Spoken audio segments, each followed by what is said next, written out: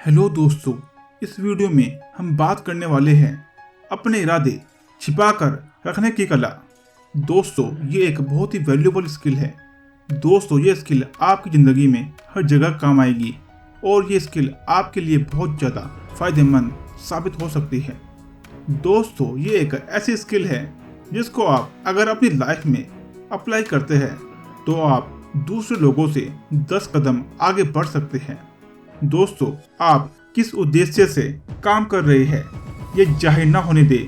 इससे लोग अंधेरे में रहेंगे और अपनी योजना नहीं बना पाएंगे।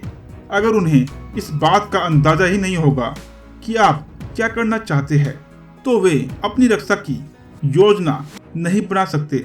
इस तरह आप उन्हें गलत दिशा में काफी दूर तक ले जा सकते हैं और काफी समय तक गुमराह कर सकते हैं। जब तक कि उन्हें आपके इरादों का एहसास होगा तब तक बहुत देर हो चुकी होगी। भरी दोपहर में समुद्र पार करें, इसका मतलब है कि अपने चेहरे के सामने जाना पहचाना मुखौटा लगा ले, क्योंकि सब लोगों को जानी पहचानी चीजें देखने की आदत पड़ जाती है। इसलिए रणनीति बनाने वाला नजर आए बिना आराम से अपनी योजना बना सकता है। ज्यादातर लोग खुली किताब की तरह होते हैं। वे अपने मन की बात तुरंत कह देते हैं। वे मौका मिलते ही अपने इरादे जाहिर कर देते हैं। वे अपनी योजनाओं और इरादों के बारे में लगातार बोलते रहते हैं। वे ऐसा कई कारणों से करते हैं। पहली बात यह कि उनकी अपनी भावनाओं और भविष्य योजनाओं के बारे में बातें करने की इच्छा बहुत ही आम और स्वाभाविक होती है। अपनी जुबान पर लगाम कसना और अपनी बातों पर नियंत्रण रखना मुश्किल होता है। दूसरी बात, कई लोग ये मानते हैं कि वे अपनी ईमानदारी और बेबाकी से लोगों का दिल जीत लेंगे और अपनी अच्छाई को साबित कर देंगे। दोस्तों, वे लोग बहुत गलतफहमी में रहते हैं। ईमानदारी दरअसल नुकीला हथियार है जिससे कटता कम है और खून ज्यादा बहता है। आपकी ईमानदारी से लोगों को चोट पहुंचने की संभावना ज्यादा होती है। इसलिए समझदारी इसी में है कि अपने शब्दों को नाप तोड़ कर बोले, और बुद्धिमानी भी इसी में है कि लोगों से वही कहे जो वो सुनना चाहते हो। आपकी समझदारी ये नहीं है कि आप उन्हें वो कड़वी सच्चाई बता दे जो आप उनके बारे में महसूस करते हैं या सोचते हैं। इससे भी महत्वपूर्ण बात यह है कि जब आप अपने इरादों और भविष्य की योजनाओं के बारे में खुलकर बता देते हैं तो आपके बारे में कुछ भी छिपा नहीं रह जाता है। ऐसी स्थिति में लोग ना तो आपका सम्मान करेंगे और ना ही आपसे डरेंगे। तो दोस्तों, यहाँ पर ध्यान देने वाली बात यह है कि जिसका लोग सम्मान नहीं करते हैं और जिससे लोग डरते नहीं हैं, उस व्यक्ति के पास शक्ति कभी नहीं आती है। अगर आप शक्ति चाहते हैं तो पहले आपको अपनी ईमानदारी एक तरफ रखनी होगी और अपने इरादों को छिपाने की कला सीखनी होगी। भेड़ की खाल। भेड़ कभी अचानक हमला नहीं करती है। भेड़ कभी धोखा नहीं देती है। भेड़ बहुत ही सीधी और आज्ञाकारी होती है। भेड़ की खाल पहनकर लोमड़ी बड़े आराम से मुर्गियों के दड़बे में घुस सकती है। अगर आप इस कला में माहिर हो जाएंगे तो आप हमेशा फायदे में रहेंगे। इरादों को छिपाने की योग्यता के पीछे मानवीय स्वभाव की ये साधारण सी सच्चाई है। हम लगभग हर दिखने वाली चीजों पर भरोसा करते हैं। हम जो देखते हैं और सुनते हैं उसकी सच्चाई पर संदेह नहीं करते हैं। अगर हम दिखने वाली चीजों के पीछे दूसरी चीजों के छिपे होने की कल्पना करेंगे तो हम ना सिर्फ थक जाएंगे बल्कि दहशत में भी रहेंगे। और इस कारण इरादों को छिपाना तुलनात्मक रूप से ज्यादा आसान हो जाता है। आप दूसरे लोगों को ऐसा लक्ष्य या उद्देश्य बताए जिससे वे लोग प्रभावित हो जाए, और ये जरूरी नहीं है कि आप लोगों को अपना असली लक्ष्य बताओ या आपका असली लक्ष्य वही हो। जब आप इस लक्ष्य को लोगों के सामने बार बार रखते रहेंगे तो वे लोग उसे ही आपका असली लक्ष्य मान लेंगे।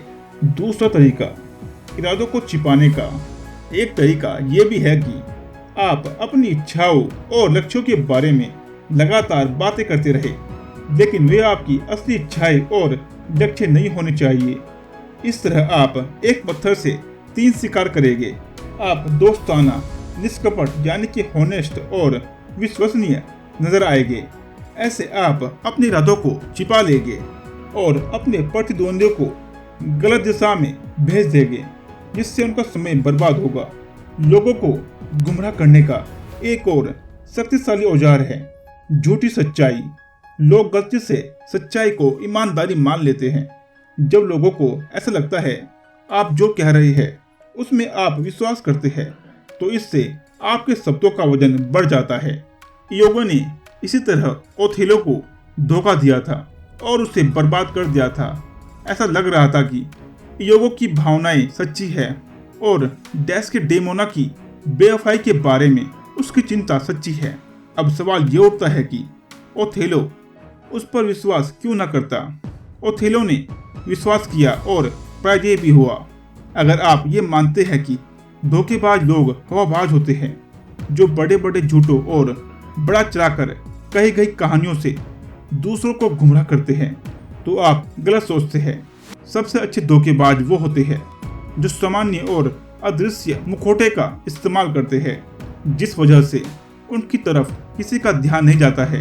वे जानते हैं कि अनावश्यक शब्दों और हरकतों से लोगों का शक तुरंत जाग जाएगा, इसलिए वे अपने लक्ष्यों को जाने माने और मासूम शब्दों के पीछे छिपा लेते हैं। एक बार जब आप जाने पहचाने शब्दों का इस्तेमाल करके लोगों की सतर्कता को दबा देंगे, तो उनका ध्यान इस तरफ नहीं जाएगा कि इन शब्दों के पीछे धोखा देने के इरादे हैं। आपका नकाब जितना सामान्य होगा, आपके इरादे उतने ही अच्छी तरह छिपे रहेंगे। नकाब का सबसे आसान रूप है चेहरे के भाव।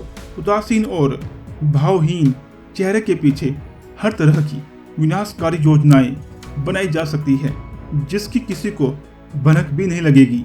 इतिहास के सबसे शक्तिशाली लोगों को इस हथियार को इस्तेमाल करने में महारत हासिल थी। कहा जाता है कि फ्रैंकलिन डी रूजवेल्ट के चेहरे को देखकर कोई भी उनके दिल की बात नहीं समझ सकता था। बैरन जेम्स रॉथस्चाइल्ड ने तो पूरी जिंदगी इस बात का अभ्यास किया कि वे नकली मुस्कुराहटों और भावहीन चेहरे के पीछे अपने भावहीन असली विचार छिपा लेते थे।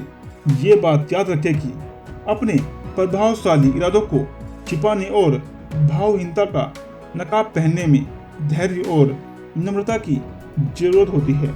इस तरह के निरस नकाब को लगाकर निराश ना हो।